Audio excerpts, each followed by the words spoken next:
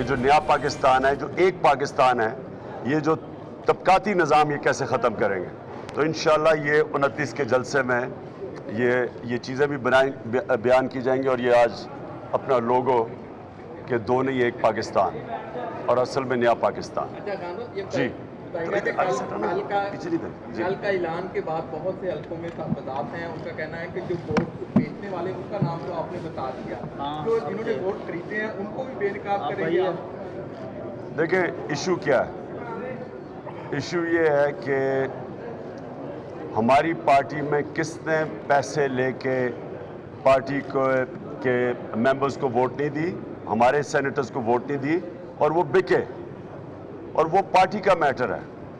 पैसे किसने दिए, जिन्होंने इतना इशू है। और अगर ये नैब में केस जाएगा तो सारी चीज़ें सामने आ जाएगी।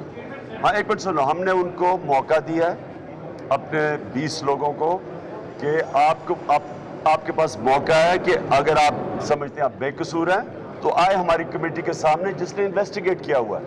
हमारे पास जो भी इंफॉर्मेशन हमने इतनी देर में इकट्ठी की है, जिसके ऊपर हमने ये 20 लोगों के नाम दिए हैं, वो हम उनके सामने प्रेजेंट करेंगे ये जब हमारे पास आएंगे।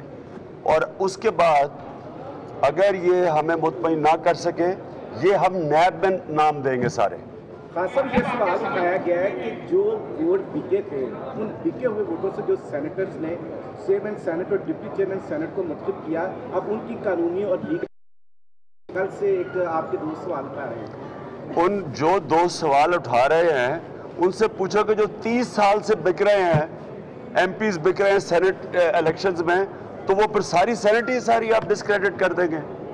ये सबको पता था, ये सारों को पता था कि सेनेट के इलेक्शंस में ये वोट बिकता है, एमपीज बिकते हैं, सबको पता था। तो ये जो सारे पार्टी के सरबराह हैं, क्या इन्होंने ये चुप करके तमाशा देखते रहे हैं?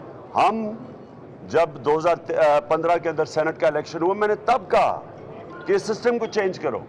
ये तो करप्शन का मौका देता है, अपनी कीमतें लगाते हैं एमपीज, उनकी कीमतें लगाई जाती हैं, तो क्यों नहीं एक्शन लेते? तो ये तो 30 साल से बिक रहे थे। तो क्योंकि हमने फिर पार्लियामेंट की जो इलेक्शन की रिफॉर्म कमेटी थी उसके अंदर भी ये कहा कि सिस्टम को चेंज करो, इन सब ने रद्द कर दिया। और मैं आज ये कहना चाहता हूं कि मुझे 45 करोड़ रुपए की ऑफर दी थी एक सेनेटर बनाने के लिए।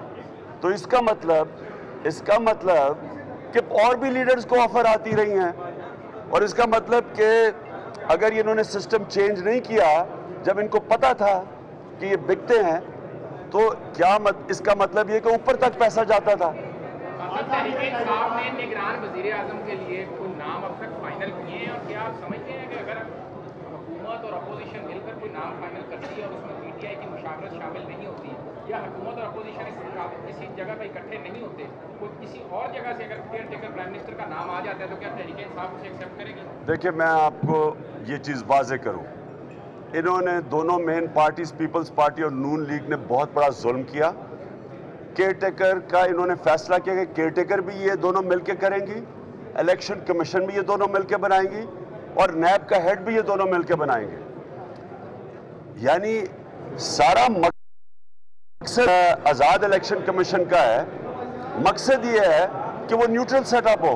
तो जब ये दोनों मिलकर मुकमुका करके करेंगे और इलेक्शन कमीशन का जब मिलकर करेंगे और केयरटेकर मिलकर करेंगे, तो इसका मतलब कि न्यूट्रल सेटअप नहीं है। और 2013 का इलेक्शन कभी हुआ ही नहीं है कि सारी जमातों ने कहा कि इलेक्शन में धांधली हुई। अब सारा मकसद केयरटेकर सेटअप का सारा मकसद ये है कि साफ और शफाफ इलेक्शन करवाएं। तो 2013 में फेल हो गए, तब भी यही था कि ये पीपल्स पार्टी और नून इलेक्शन कमीशन भी बनाई और अपना इन्होंने केयरटेकर भी बनाई। लिहाजा इस बारी अगर हम साफ और शफाफ इलेक्शन करवाना चाहते हैं तो जेन्युइनली न्यूट्रल सेटअप आना पड़ेगा केयरटेकर्स का।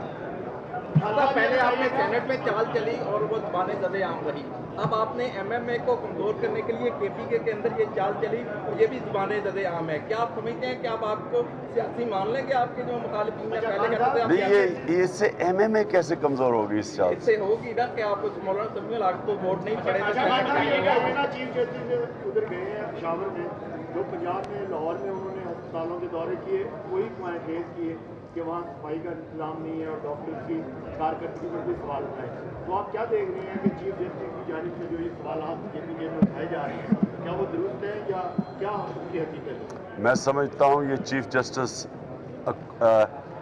हमारे शहरियों के जो मुश्किलात हैं उनकी निशानदेही कर रहे हैं, बिल्कुल ठीक कर रहे हैं।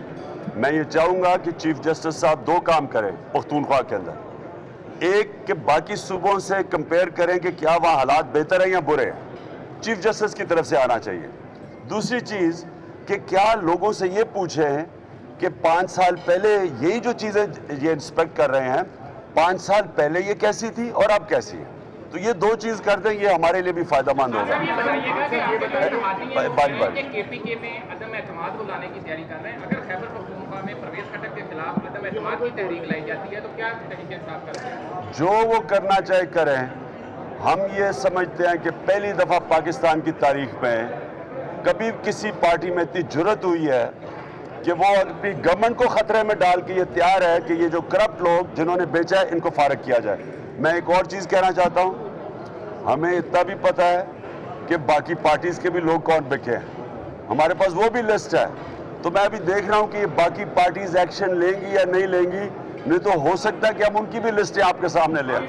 बस लास्ट एक बार आपने पूरी बात की है कि आपको 45 करोड़ रुपए की ऑफर हुई, वो 45 करोड़ रुपए की ऑफर जिसने आपको दी उसका नाम तो बताइए। मैं इसलिए नहीं बता सकता क्योंकि वो मैंने ऑफर ली नहीं, इसलिए मैं क्या आपको ऑफर। एक मिनट, मैं सिर्फ कहने की आपको कोशिश कर रहा हूं कि 45 करोड़ रुपए एक सेनेटर ऑफर कर रहा था, 40 से 45 करोड़ ऑफर कर रहा था।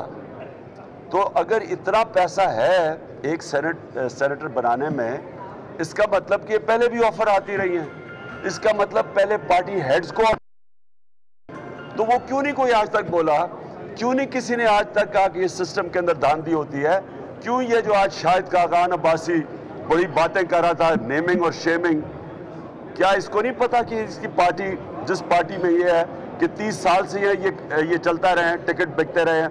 इसे एक मिनट, क्या इसे नहीं पता था? और मैं चैलेंज करता हूं कि आप अपने भी लोगों को सामने लेके आए जो बिके हैं।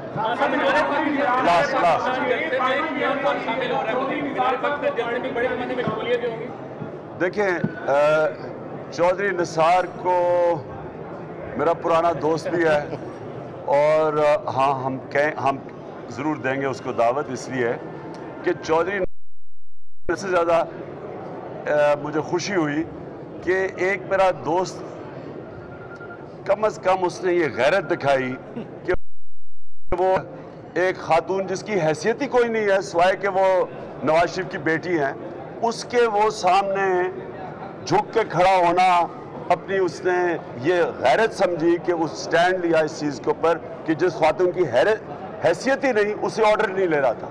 मुझे इससे बड़ी, इसी के ऊपर मैं उसको दावत देना चाहता हूँ तहरीक इंसाफ में। शुक्रिया।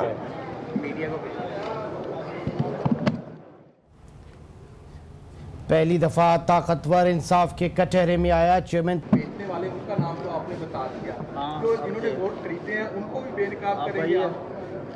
देखिए इशू क्या है, इशू ये है कि हमारी पार्टी में किसने पैसे लेके पार्टी को के मेंबर्स को वोट नहीं दी, हमारे सेनेटर्स को वोट नहीं दी और वो बिके, और वो पार्टी का मैटर है।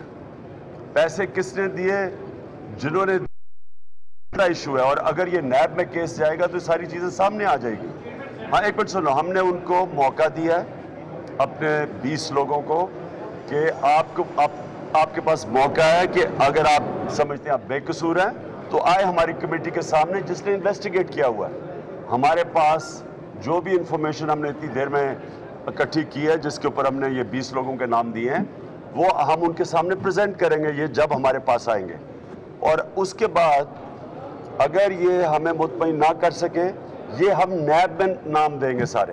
खान साहब, ये सवाल उठाया गया है कि जो वोट बिके थे, उन बिके हुए वोटों से जो सेनेटर्स ने चेयरमैन सेनेट और डिप्टी चेयरमैन सेनेट को मुंतखब किया, अब उनकी कानूनी और कल से एक आपके दो सवाल उठा रहे हैं। उन जो दो सवाल उठा रहे हैं उनसे पूछो कि जो 30 साल से बिक रहे हैं, एमपीज बिक रहे हैं सेनेट इलेक्शंस में, तो वो फिर सारी सेनेट ही सारी आप डिस्क्रेडिट कर देंगे। ये सबको पता था, ये सारों को पता था कि सेनेट में, सेनेट के इलेक्शंस में ये वोट बिकता है, एमपीज बिकते हैं, सबको पता था।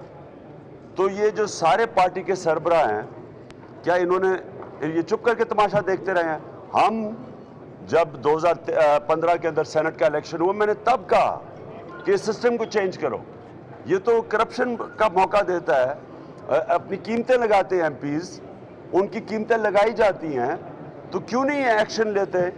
तो ये तो 30 साल से बिक रहे थे। तो क्योंकि इन्होंने, हमने फिर पार्लियामेंट की जो इलेक्शन की रिफॉर्म कमेटी थी उसके अंदर भी ये कहा कि सिस्टम को चेंज करो, इन सब ने रद्द कर दिया। और मैं आज ये कहना चाहता हूं कि मुझे 45 करोड़ रुपए की ऑफर दी थी एक सेनेटर बनाने के लिए।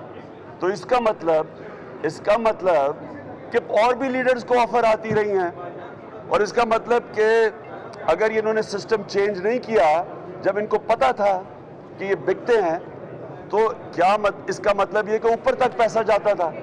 साहब ने निगरान वजीर आजम के लिए कोई नाम अब तक फाइनल किए हैं, और क्या आप समझते हैं कि अगर हुकूमत और अपोजिशन मिलकर कोई नाम फाइनल करती है और उसमें